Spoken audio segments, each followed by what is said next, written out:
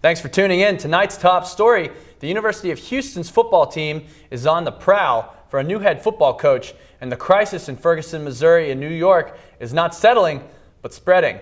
This is at UH, and I'm Peter Kelly. And I'm Brittany Taylor. Let's get started. After a long and disappointing season, the University of Houston football team is on the prowl for new leadership.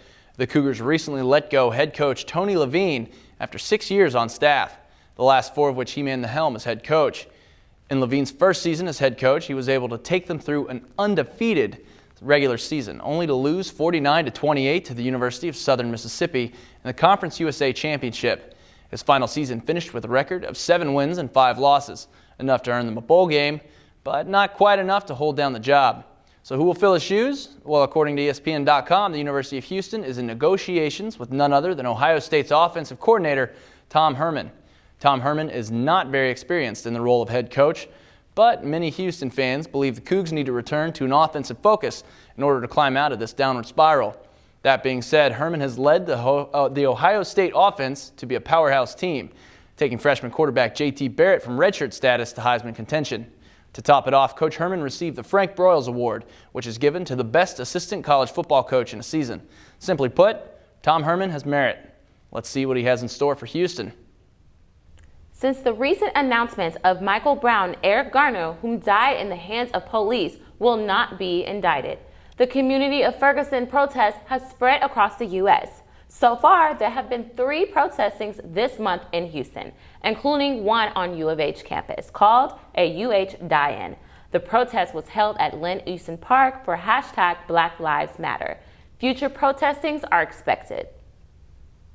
With the end of every semester comes high hopes for graduating classes. This year's fall commencement ceremony will be held on December 19th. Seating is first come and first served, and tickets will be mandatory for entry. If you do have family or friends and you do not have enough tickets, or someone is not able to make the trip down, the university is well prepared. There will be a live video stream accessible online through the graduation website. There are designated parking lots for the event, and the parking lot map, schedule, and video feed can all be found by logging on to uh.edu/commencement. Hey Cougs, we're joined here today with President and founder of EGMN, Ray Ruiz. Thanks for being on here, Ray. Thanks for having me, Conrad. So tell us a little bit about EGMN. EGMN is a nonprofit here in Houston that develops college students into media professionals. I started in 2008, and it's mainly based out of the University of Houston. Okay, so what opportunities present itself in EGMN? There's so many. It really is whatever you make out of it. The students, the opportunities run from all the communication spectrum, from PR to corporate communications to broadcast journalism to media production. So you could get a radio internship at KPFT, or you could get a corporate communications internship with a website-based company. Okay, so with all the videos and packages people want to do, EGMN also does writing, correct? Yeah, we have an online newspaper, theventureonline.com. We also have a sports website, theovertimepage.com. And again, you can do like PR-related stuff, press releases. We work with a lot of nonprofits, so they need a lot of communications work. So you can write press releases or do campaigns for nonprofits. Okay, so even though EGMN is based at U of H, you can also do stuff around the city. What's the advantage of joining EGMN than an on-campus based organization? What's the advantage of joining EGMN as opposed to on-campus? Yes. But there's on-campus media outlets and student groups that usually focus on the campus for the most part. EGMN doesn't necessarily touch the campus stuff. We're more community-based. We encourage our students to go out, like I said, and help a nonprofit with a campaign, or go out, if they're a broadcast journalism major, go out and cover the protests and marches that just happened, the Eric Garner protest, or going to cover a human interest story, again, locally as opposed to campus-based. So you brought up the Eric Garner protest. You did some breaking news, you and the students did some breaking news stories around here. What stories was that? The Eric Garner protest. We also covered the Obama announcement in regards to the immigration announcement that he made a couple weeks ago. We had three teams cover the announcement from 3 different locations, and we did all that through social media. So it's actually social media coverage. And that's actually going to benefit the students because so few students do social media reporting, so they'll be able to put that on their resume and their portfolio. Okay, and as far as I know, EGMN was the only Houston-based organization to do that for the Obama. For 3 different locations, yes. And as all the locations I was at and stopped by at, I didn't really see any student outlets there. So a lot of times our students are out there with the professionals. They're the only students that are there at the press conferences. They're the only students there at the breaking news. They're the only students there at the house fire that's going on. Okay, so EGMN hosted the Comm Fair here in October at U of H. What was so big about this for you and your students? The Houston Communications Fair came about because pretty much all the major communications schools around the country, they have a career fair. UT has one, and Houston companies will actually go to the UT Communications Fair. So it was time for the Houston to have its own communications fair. The communications school doesn't necessarily have as much resources to kind of get that off the ground, so EGMN took the lead on that. We organized the communications fair back in October. We had over 100 attendees, and we had probably like 20 companies come out. So we want to do it again next fall and just have it grow. Because there's so much more opportunities that students aren't aware of than it's more than just newspapers, TV, and radio. There's just so many different opportunities, so we're just trying to get them all in one place for the students. Okay, so we have students like myself, Jordan, Brittany, Kia, and several others that are both in EGMN and SBN. What is the great thing about that? What's the good thing about it? You want to get involved as much as possible. I don't ever tell my students they can't or they shouldn't be part of student-based groups or any other media groups, because you want as much experience as possible. It just gives you another opportunity to show leadership, gives you another opportunity to network with other students and just add more to your portfolio. Okay, so what's your focus for this coming year for your students? For next semester, we're going to launch a newspaper again. We had a print newspaper a couple years ago. We're bringing that back, and we're going to focus on content. Scholarships are coming up. The summer internships are coming up. A lot of the special journalism programs are coming up. The deadlines for those, and so those types of big elite journalism awards require very specific type of content to be created by the students. So we're going to focus on the students creating that content so they can get those internships and awards and scholarships. Okay, Ray, well, thank you very much for your time.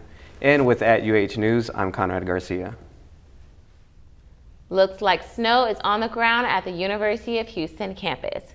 We go to Lakia Williams, where she's going to go down to Winter Wonderland and see what the event was about.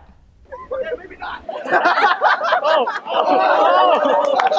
Many U of H students are taking a break from finals to experience their very first snow day here on campus. We start planning since the summer as a special events chair, and this is my second event for the semester, and so a lot of time and effort communicating with different vendors and that kind of stuff. It's before finals. The fall semester has just ended, and it's a good way to be a good stress reliever, I guess, in a sense. Winter Wonderland did not stop at snow sledding and snowball fights. Students enjoyed moonwalks as well as complimentary hot chocolate and funnel cake. So what brings you out to the Winter Wonderland at U of H today? Well, I've been studying for finals and whatnot, and I just kind of felt like, the Winter Wonderland would be a nice vacation for finals and studying, take a break, relax, have some fun with my fellow students, bring my dog out. Students were also able to take home souvenirs for their friends and families after their day at Winter Wonderland. Hi, we're doing name tiles with Winter Wonderland for CEO. If they're like this, they can add hearts or smiley face, and anything can be changed on the image on the tile. And the theme of the event is Winter Wonderland, so that's why they added that. With the stress of finals weighing down, students are finding more and more cool ways to keep the heat off. This is Lakia Williams with at UH News. Wow, well that looked like a lot of fun. Thanks, Lakia.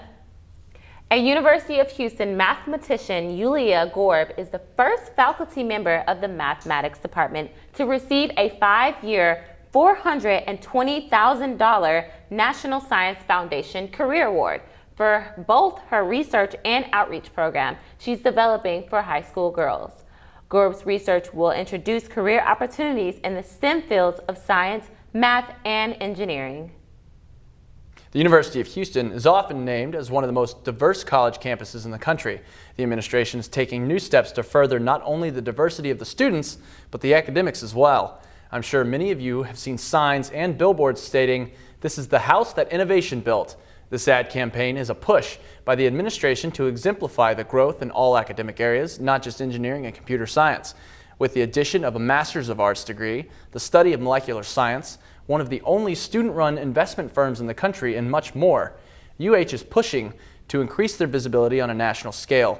Lincoln Scott, a marketing student at UH, is working 3 jobs and attending school full-time.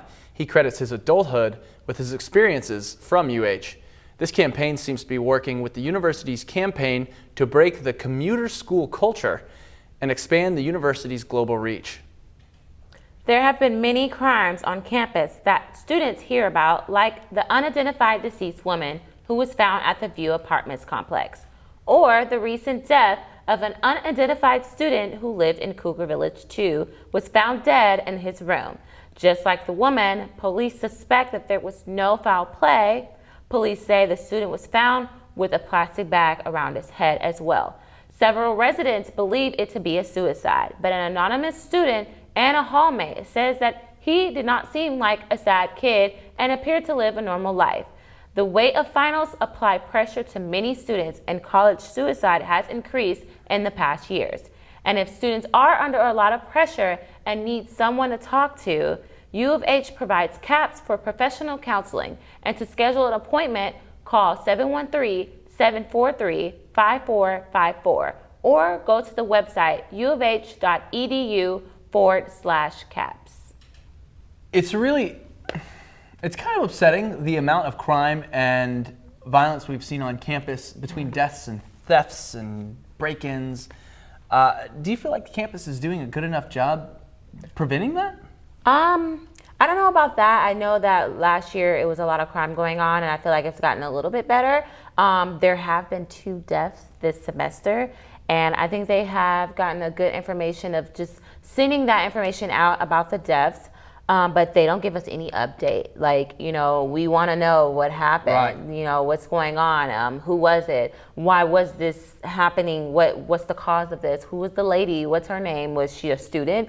So I think they just need to improve on getting that information, updating that information out for students. So nice. Yeah, it's just frustrating, especially this close to the holidays. But what do you have going on for the holidays? Holidays, a lot of money spending, so I'm not looking forward to that. But I am looking forward to my mother's famous gumbo, because my family is from Louisiana. So she's you say that right, Louisiana. Louisiana. You have to say that right, the boot. So she's cooking that, and I'm really excited about that. And of course, presents. What about you? So nice. Love gumbo. I'm super excited. We're actually heading up to New York. Oh. So we are keeping presents on the cheap this year, but because of the travel. Right. But yeah, I'm super pumped. I think it's going to be a lot of fun. So you're going to get extra snow, even though we had a snow day at U of H at the Winter Wonderland. That's right. Now you get the official real snow day. Well, we have many things to look forward to, like the Student Center that's opening up January 21st. So when students come back to school, you have a brand new Student Center that's going to be bigger and better. Thanks for tuning in to @UH. I'm Peter Kelly. And I'm Brittany Taylor. And remember, go Cougs.